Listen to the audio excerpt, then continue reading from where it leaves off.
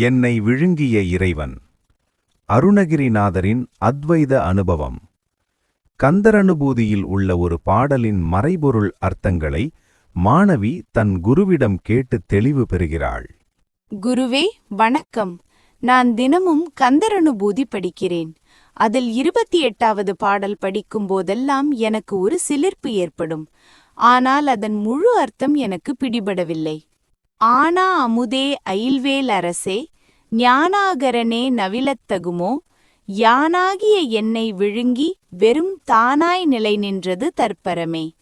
இதில் என்னை விழுங்கி நிலை நின்றது தற்பரம் என்று வருகிறதே. இறைவன் நம்மை சாப்பிட்டு விடுவாரா? இதன் உட்பொருள் என்ன குருவே? வணக்கம் வண்டார்குழலி. கந்தரனுபூதியில் உள்ள மகத்தான மாணிக்கங்களுள் இதுவும் ஒன்று. அருணகிரிநாதர் தாம் பெற்ற அத்வைத முக்தி அனுபவத்தை இதில் சொல்கிறார். நீ கேட்டது போல் இறைவன் நம்மை சாப்பிடுவதில்லை. இது ஒரு தத்துவார்த்தமான விழுங்குதல். முதலில் முருகனை அவர் எப்படி அழைக்கிறார் பார். 1. ஆனா அமுதம். ஆனா அமுதம் என்றால் தெவிட்டாத அமுதம் என்று பொருள். நாம் உண்ணும் பதார்த்தங்கள் வயிறு நிரம்பியதும் போதும் என்று சொல்ல வைத்துவிடும், தெவிட்டிவிடும். ஆனால் இறைவன், அதாவது முருகன், போதும் என்று சொல்ல முடியாத திகட்டாத இன்பமாக இருக்கிறானாம். 2.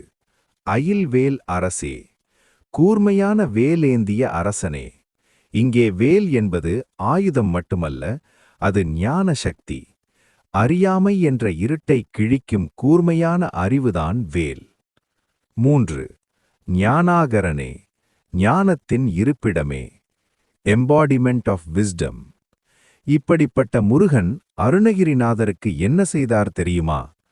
அவரை விழுங்கிவிட்டார். அதுதான் குருவே புரியவில்லை. யானாகிய என்னை விழுங்குதல் என்றால் என்ன? யான், அதாவது நான் என்பது நமது அகந்தை, ஈகோ. நான் வண்டார்குழலி, நான் படித்தவள், நான் அழகானவள், இது என் உடல் என்று நினைக்கிறோம் அல்லவா? இதுதான் அந்த பொய்யான நான், ஃபால்ஸ் ஐ. இறைவன் என்ன செய்கிறான் தெரியுமா? ஒரு கற்பூரத்தை எடுத்துக்கொள். அதை நெருப்பில் காட்டினால் என்ன ஆகும்? கற்பூரம் எரிந்து காணாமல் போய்விடும். கடைசியில் நெருப்பு மட்டும்தான் மிஞ்சும். கற்பூரத்தின் கரியோ சாம்பலோ இருக்காது. மிக சரி. கற்பூரம்தான் யானாகிய நான், அதாவது ஜீவாத்மா அல்லது அகந்தை. நெருப்புதான் தற்பரம், அதாவது பரமாத்மா அல்லது முருகன். முருகன் என்ற பெரும் நெருப்பு அருணகிரிநாதர் என்ற கற்பூரத்தை பற்றிக் கொண்டது. கற்பூரம் கரைந்து எரிந்து கடைசியில் அந்த நெருப்பாகவே மாறிவிட்டது. இதைத்தான் அவர் யானாகிய என்னை விழுங்கி என்கிறார்.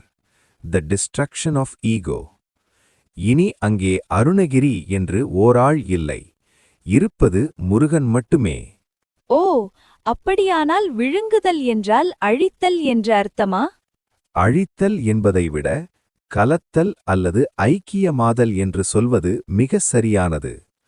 உப்பு பொம்மை கடலின் ஆழத்தை அளக்க சென்றதாம். கடலுக்குள் இறங்கியவுடன் அது கரைந்து கடலாகவே மாறிவிட்டதாம்.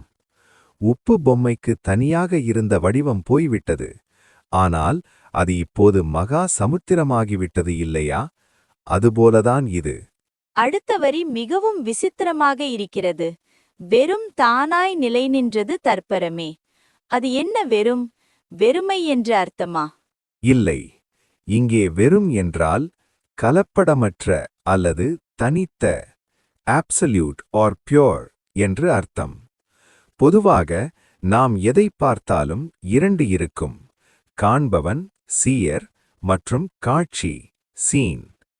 நான் முருகனை பார்க்கிறேன் என்று சொன்னால் அங்கே நான் இருக்கிறேன், முருகன் இருக்கிறான். இது துவைதம், அதாவது 2.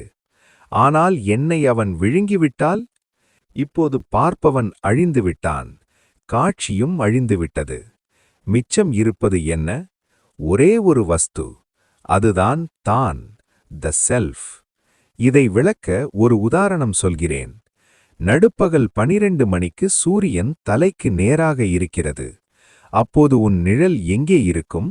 நிழல் காலுக்கு அடியில் மறைந்துவிடும், தனியாக தெரியாது. சரியாக சொன்னாய். சூரியன் அதாவது ஞானம் உச்சத்தில் இருக்கும்போது நிழல் அதாவது அகந்தை அதில் ஒடுங்கி விடுகிறது. அப்போது சூரியன் மட்டும்தான் இருக்கிறது, நிழல் இல்லை. இதைத்தான் வெறும் தானாய் நிலை நின்றது என்கிறார். வேறொன்றும் இல்லை, நான் மட்டும்தான் இருக்கிறேன் என்ற அத்வைத நிலை அது. அதுவே தற்பரம், அதாவது பரம்பொருள். தற்பரம் என்றும் சொல்கிறார். முருகனின் உருவத்தையும் வர்ணிக்கிறார். முருகனைத்தான் தற்பரம் அதாவது பரம்பொருள் என்று குறிப்பிடுகிறாரா? ஆம், சரிதான்.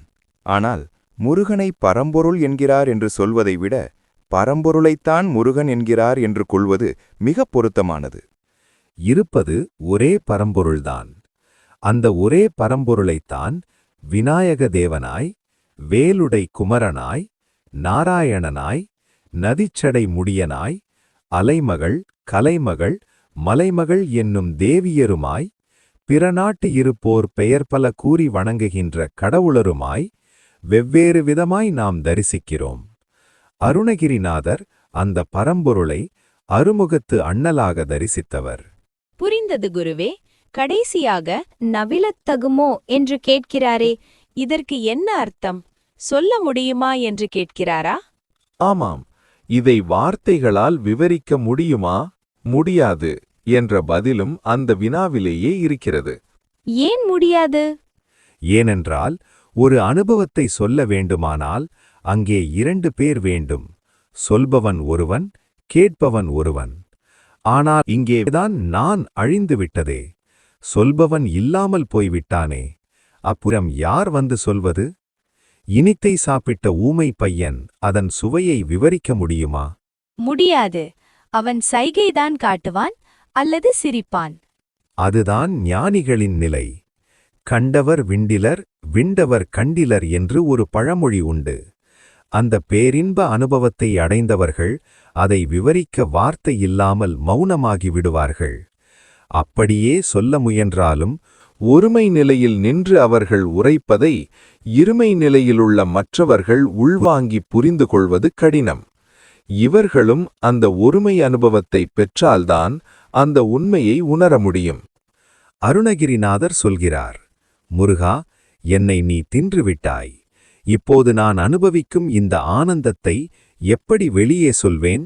இது சொல்லுக்கு அடங்காதது, ineffable. குருவே, இது எவ்வளவு பெரிய நிலை! முருகன் ஞான வடிவானவன். அவன் அருளால் நம் அகந்தை அதாவது நான் அழிகிறது. அகந்தை அழிந்ததும் இறைவனும் நாமும் ஒன்றாகி விடுகிறோம். கடலில் உப்பு பொம்மை கரைவது போல. அந்த அனுபவம் பேச்சுக்கு அப்பாற்பட்டது. இதுவரை நான் முருகனை ஒரு குழந்தையாகவும் அரசனாகவும் மட்டும்தான் பார்த்தேன். அருணகிரிநாதர் முருகனை ஒரு ஞான நெருப்பாக காட்டியிருக்கிறார். இந்த பாடலின் கருத்தை ஒரு பொழிப்பொழியாக சொல்கிறேன், சரியா என்று பாருங்கள்.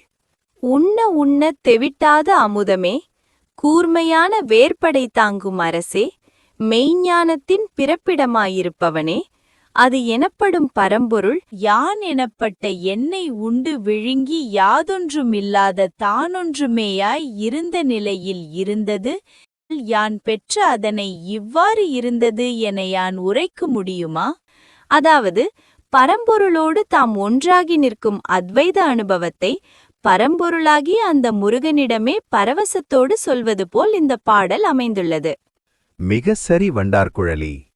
கந்தரனுபூதி என்பது வெறுமனே பாடும் பாடல் அல்ல, அது ஒரு மந்திரம், ஞான அனுபவ கருவூலம். சும்மா இரு, சொல் அற என்று அருணகிரிநாதருக்கு முருகன் உபதேசித்தான். அந்த சும்மா இருக்கும் நிலையில்தான் இந்த விழுங்குதல் நடக்கும். நீயும் முருகனை வழிபடும்போது, முருகா, எனக்கு இதைக் கொடு, அதைக் கொடு என்று கேட்காதே. முருகா, என்னை நீயே எடுத்துக்கொள், என் அகந்தையை விழுங்கிவிடு என்று கேள். அப்போது நீயே முருகனாவாய்.